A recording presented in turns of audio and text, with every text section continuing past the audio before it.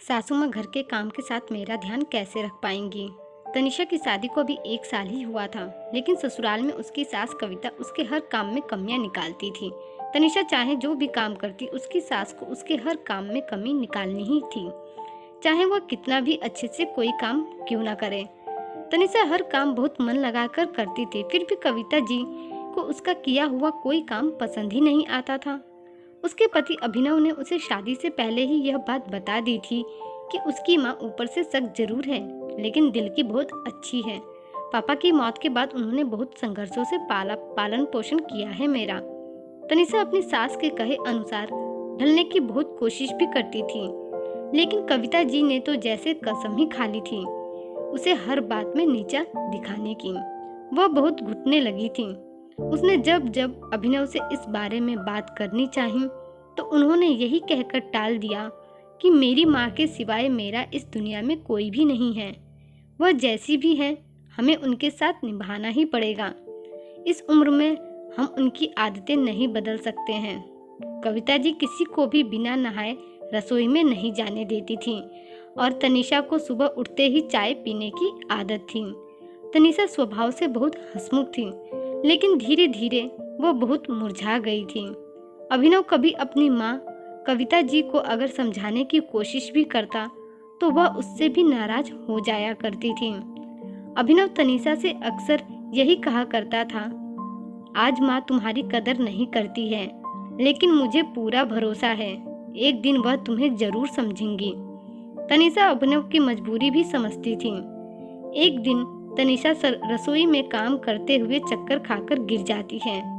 तभी कविता जी और अभिनव उसे उठाकर बिस्तर तक ले जाते हैं। उसे बहुत तेज बुखार था। टेस्ट कराने पर टाइफाइड का पता चलता है। डॉक्टर ने उसे 1 हफ्ते आराम करने की सलाह भी दी, लेकिन तनिषा को खुद से ज्यादा इस बात की चिंता थी कि सासू माँ घर के काम के साथ साथ मेरा ध्यान कैसे रख पाएंगी।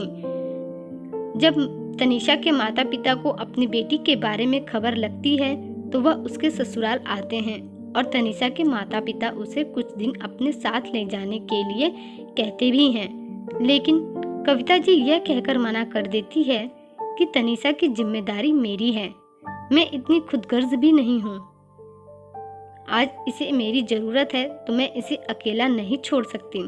कविता जी तनिषा को उसके माता पिता के यहाँ नहीं भेजती हैं, बल्कि अपने पास ही रखकर उसकी खूब सेवा करती हैं।